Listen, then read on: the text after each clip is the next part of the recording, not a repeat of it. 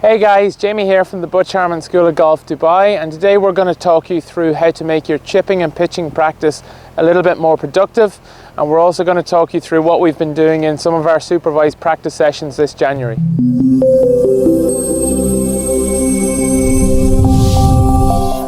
The goal of our supervised practice program has been to give students a little bit more structure to their practice and also give them a little bit more access to the golf school. As part of supervised practice, each day we pick a topic, so it could be chipping, pitching or putting, and what we do is we structure the session in such a way that we do a little bit of block practice to begin the session, we add in a little bit more random practice halfway through, and then we begin to introduce some competition by the end of the session. So what we're going to start with today is a little bit of block. So block practice is really technical practice. So it could be checking alignment, checking ball position, and just checking your general overall technique.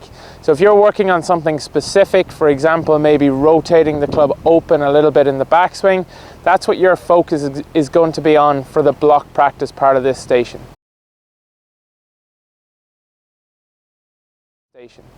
What I'm going to start with here is just some chipping fundamentals. So for me, I like to check a little bit of ball position, make sure my weight is nice and even, and make sure my face is nice and square to the target. Sometimes for me, I tend to get a little bit too open in the club face at address. So for me, what I'm going to do is I'm going to make sure the club is not too open relative to the yellow stick I have between my feet. So I'm going to just start off with a few shots. I've got about a 10 or 12 yard flag here, and all I'm really going to do is just set up with my 54 degree and hit a couple of nice short shots. Ball positioned more towards the middle of my feet or slightly back if I want to hit it just a little bit lower. One thing I'm always conscious of, because I tend to dig a little bit too much, is I never want to get too much weight forward or too much shaft lean on the club. So I generally try and play it a little bit more towards center, a small bit of hands in front of the club, and a nice square club face. Let's give it a couple of shots.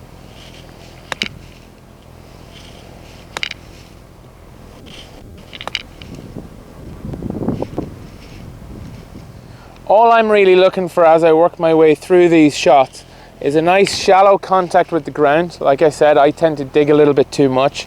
Nice clean contact with the ball and roughly a good distance control on it. So I'm never looking to accelerate too much through the golf ball.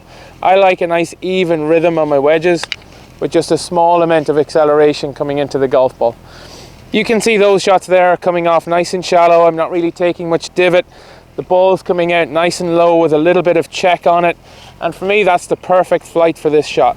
So I'm going to do about 15 minutes or so of that kind of technical practice, or just practicing the same thing. We call it block practice. Again, the focus is always on getting the correct ball position, just getting a couple of basics and setup right. So hands just fractionally in front of the yellow stick. And again, trying to keep a nice stable lower body through the swing. If I can do those couple of things right, then I'm really in a good position to make nice contact with my wedge shots, and then I can start to make it a little bit more random. So the next part we're going to go into is a bit of random practice, and from there we're going to start to make it a little bit more like the kind of shots we play on the golf course. Okay, so for the random practice part of this session, what we're going to do is we're going to use 3 different clubs to play the same shot. So I've got a basic 20-yard chip shot here. If it was me on the golf course, I'd probably use my 8-iron or my 7-iron to basically chip and run the ball up the hill towards the hole. But what I want to do here is try and experiment a little bit. So what I've done is I've placed 3 circles between me and the hole. So I've got one very close to me, one kind of halfway between me and the flag, and one about 5-6 feet short of the flag.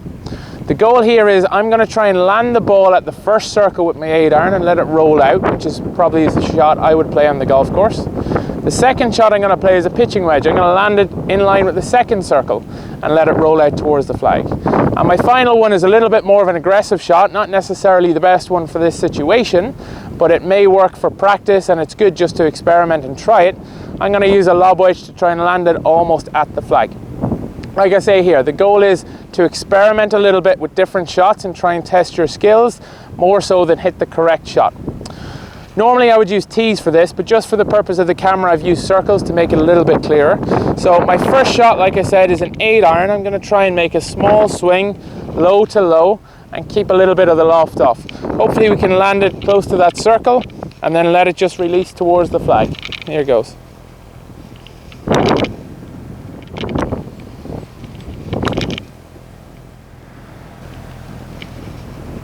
So as we see there, landed just past the circle and also ran just past the flag.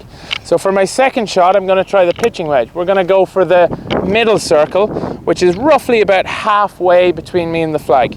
Because this is quite a grainy lie, I'm going to try and not put too much forward lean on the shaft and not get the face too closed down. So I'm going to have it just a touch open, nice and neutral in the shaft and ball position, middle circle.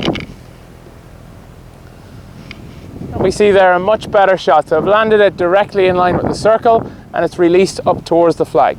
Finally, what I'm going to use is my lob wedge, and as I said, this probably isn't the shot that I would normally play, especially from this kind of lie where it's quite into the grain and I've got quite a tight pin.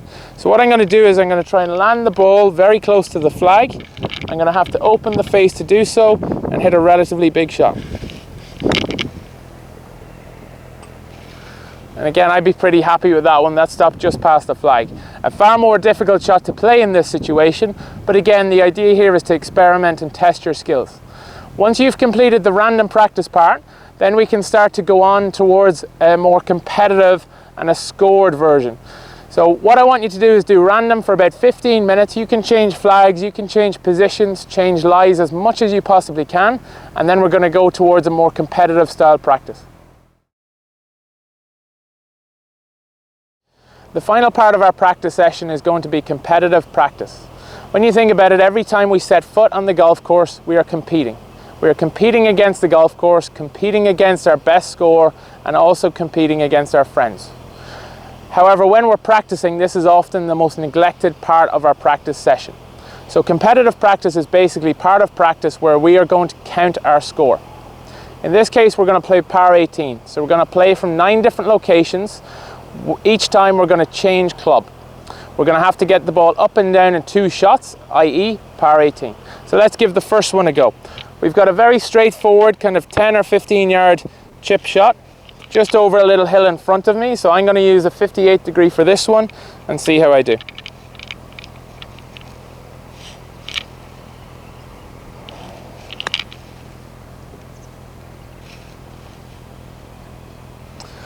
I'll take that one. So that's a nice shot around about a foot and a half left to the hole. So what I'm going to do from here is I'm going to go up and finish the ball off and count my score.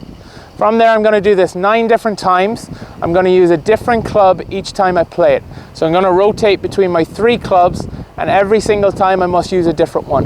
The goal is 18, but see what score you can get and count it each time you do it. It'll put a bit of pressure on the next time you do it to try and beat your personal best. So that's what to expect from one of our supervised practice sessions. You can try this anytime yourself. Like I say, try and mix a little bit of block practice, try and mix a little bit of random or experimental practice, and then finally try and compete against yourself or friends and see what kind of scores you can get.